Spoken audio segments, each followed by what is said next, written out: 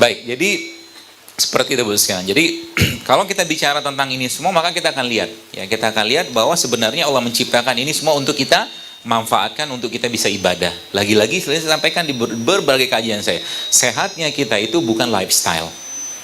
Kita seperti orang-orang, maaf katakanlah sekarang lagi tren-tren impulse water lah, apa segala macam itu kan bukan lifestyle, itu bukan gaya hidup, tapi itu bagian dari ketaatan kita kepada Allah Subhanahu wa taala. Ya, jadi niatkan dari awal kayak begitu. Sebab apa? Kalau Anda makan jeruk, makan apel, macam-macam kayak begini semua sekalian, dan itu cuma sekedar lifestyle, Anda cuma dapat pahala segitu doang, gak banyak pahalanya mungkin. Tapi kalau Anda minum madu sebagai bentuk ketaatan, maksudnya bentuk ketaatan seperti, ya Allah, semoga dengan madu ini aku bisa beribadah lebih baik, itu pahala. Semoga ketika minum jeruk nipis kayak begini, ya kasih madu, kasih garam, saya bisa bangun tahajud lebih baik. Maka ketika Anda minum ini, Anda makan ini, semua dapat pahala, dan argonya mulai jalan. Ya, banyak orang yang nggak tahu salah satu amal ibadah atau amal jari yang luar biasa kita harus lazimkan, dawamkan adalah memberi makan orang. Kenapa? Baik, saya cerita begini.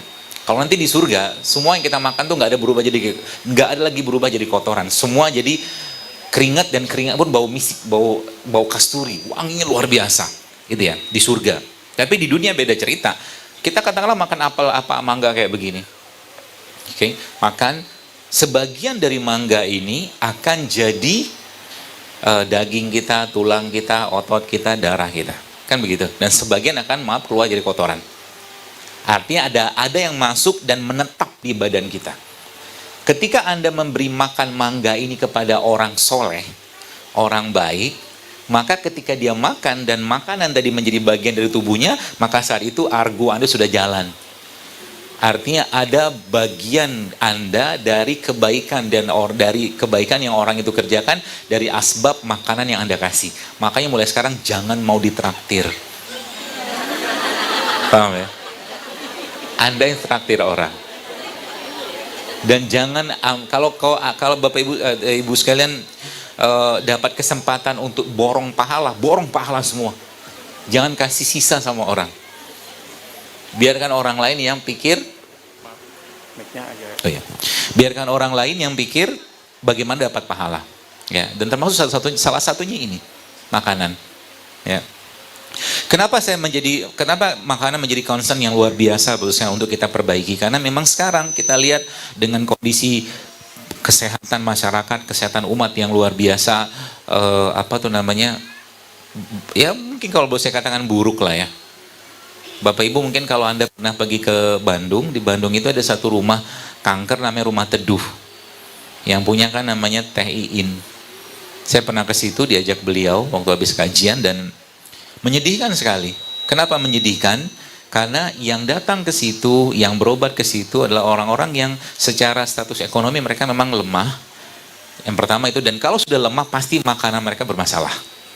Kalau dilihat makanannya apa, mereka nggak tahu lagi makanan sehat itu kayak apa. Mereka nggak ngerti lagi yang harus dimakan itu apa. Ya contoh, mungkin kita bicara tempe saja misalkan. Tempe ini sehatnya luar biasa, sangat sehat. Ya. Tapi masalahnya karena manusia zaman sekarang makannya butuh atau lebih mementingkan rasa, maka tempenya digoreng. Sedangkan tempe adalah protein. Protein yang saya pahami dari saya tanya di guru-guru saya itu di suhu 55 derajat saja sudah mulai banyak kurang, bahkan rusak nutrisinya.